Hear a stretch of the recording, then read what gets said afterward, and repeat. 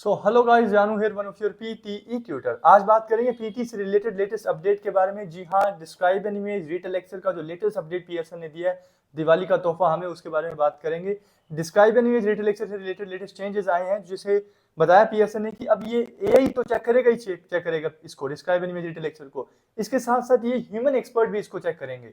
जी हाँ, अब से आपका आंसर, आपका रिस्पॉन्ड ह्यूमन एक्सपर्ट के द्वारा भी सुना जाएगा। सिर्फ और सिर्फ डिस्क्राइब एन इमेज और रीटेल एक्सेल में ही ये चेंज होंगे, और किसी भी टास्क में ह्यूमन का इनका इंटरफेरेंस नहीं रहेगा। Describe an image retail lecture का आंसर आपका सुना जाएगा। पूरी खबर के बारे में मैं आपको पूरा एक्सप्लेनेशन देता हूं, कब से ये चालू होगा, कब से आपको क्या अपडेट करने हैं, नेक्स्ट स्टेप आपके क्या होने वाले हैं। Everything I am gonna explain you in this video. आपको इस वीडियो को पूरा एंड तक देखना है और बारीकी से समझना है। मैं आपको पैनिक नहीं करूंगा, रियलिटी आपको एक्सप्लेन करूंगा, ठीक है। तो ये कोई बड़ी बात नहीं है, कोई ज्यादा इतना इसका वो बनाने की जरूरत नहीं है, माहौल बनाने की।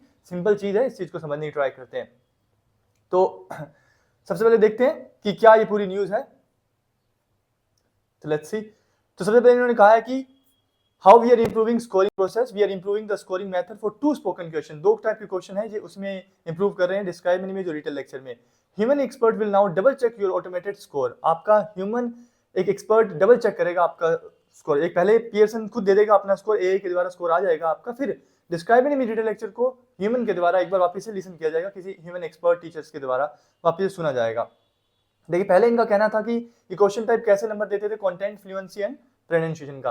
अब से सिर्फ फ्लुएंसी एंड प्रोनाउंसिएशन पीयरसन खुद देगा, ऑटोमेटिक, मतलब ऑटोमेटिकली आपकी फ्लुएंसी एंड प्रोनाउंसिएशन निकाली जाएगी। उसका जो कंटेंट है वो ह्यूमन एक्सपर्ट देगा। फ्लुएंसी प्रोनाउंसिएशन अभी भी एआई ही देगा आपको। फ्लुएंसी प्रोनाउंसिएशन में ह्यूमन आपका कोई भी रोल नहीं देखता, सिर्फ आपका कंटेंट है जो वो मेजर करेगा अब एक human expert. To be very honest, इतने ज्यादा बच्चों का चेक करना बहुत डिफिकल्ट बात होती है, इतना चेक करना पॉसिबल नहीं है, बट उन्होंने एक अवेयरनेस के लिए मे भी हो सकता है पीएसएन ने ऐसा दिया गया है। और ये बताया गया कि 4 नवंबर से ये स्टार्ट हो जाएगा। 4 नवंबर 2024 से all these aspects are currently machine scored. From 4th November 2024 the content aspect will also be checked by human expert. Human expert से ये चेक किया जाएगा। Why is this process is changing? अभी इन्होंने कहा कि भाई क्यों चेंज हो रहा है, ये क्वेश्चंस है। तो combining AI with human expertise is the best way to make sure test takers benefit from a reliable and fair assessment. Human experts have always been involved in scoring process. इनका कहना था कि भाई human experts पहले से ही आपके scoring process में involve थे, बट अब इन्होंने खुल के बताया कि हम डिस्क्राइब एन इमेज और रीटेल लेक्चर में भी ह्यूमन एक्सपर्ट को बिठाएंगे और वो आपका आंसर सुनेंगे। सिंपल, पहले भी था, इनका कहना मतलब ये है। तो इसमें इतना ज्यादा पैनिक होने वाली बात नहीं है। These checks will include reviewing whether a response is original, set using your own words, or clearly pre-prepared using a template.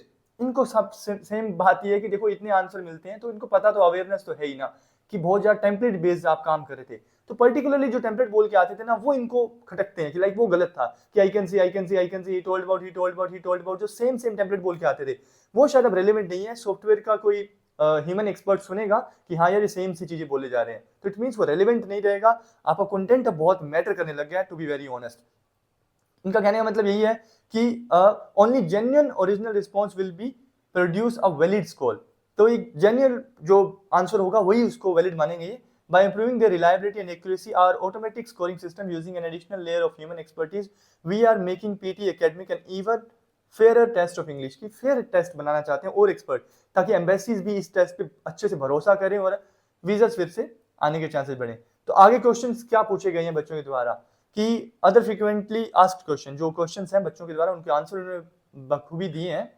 Does this change affect the test format? नहीं, इन्होंने कहा कि भाई no, the test format stays the same. Test format same रहेगा, इसमें कोई भी बदलाव नहीं, आपको अपनी प्रैक्टिस में कोई चेंजेस नहीं करने। इसमें इन्होंने क्लियरली कहा है कि भाई पैनिक होने की कोई बात नहीं है, ये एक नॉर्मल सा चेंज किया है बस। आप जिस तरीके से कर रहे हैं आप अपना वैसे ही करें, पूरे आपके टेस्ट फॉर्मेट पे, आपके एग्जाम पे, आप पे कोई भी फर्क नहीं पड़ेगा। What information can the human expert see? The human expert does not know anything about who wrote the response. They can't see your picture, your details. They will only check the response and nothing else. आपको जानता नहीं है, आपको देख नहीं सकता human expert, just आपका response सुनेगा, उसके अलावा उसके पास में कोई भी आपकी इंफॉर्मेशन नहीं होगी कि आपने कितने एग्जाम दिए हैं या वट, कोई इंफॉर्मेशन नहीं होगी।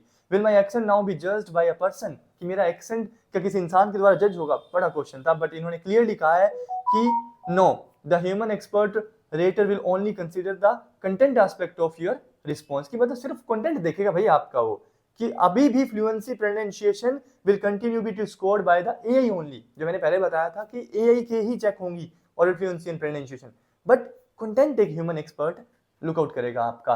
तो पीटी के अंदर सिंपल सी बात है, अगर कंटेंट है तभी फ्लुएंसी प्रोनाउंसिएशन के नंबर मिलेंगे, कंटेंट नहीं है तो फ्लुएंसी प्रोनाउंसिएशन के नंबर भी नहीं मिलते। तो कंटेंट बोलना आपको पड़ेगा, आपसे अच्छे से पूरा एक्सप्लेन करना पड़ेगा। Will result now take longer to receive, क्या रिजल्ट लेट होगा? नहीं, रिजल्ट लेट नहीं होगा। Which PT test will be impacted by this change, कौन से पीटी टेस्ट में ये अभी इन्होंने किया चेंज? पीटी एकेडमिक और पीटी एकेडमिक यूकेवीआई में। पीटी कोर वालों के लिए कोई समस्या नहीं है, उनके टेम्पलेट सेम जैसे वो कर रहे हैं, अपने अंदर कोई अपडेट उन्होंने नहीं करने हैं। Is this change being applied to other question type, यही change other to question type में भी होंगे? नहीं, इन्होंने कहा कि भाई ओनली 2 क्वेश्चन टाइप में ही ये चेंजेस किए गए हैं।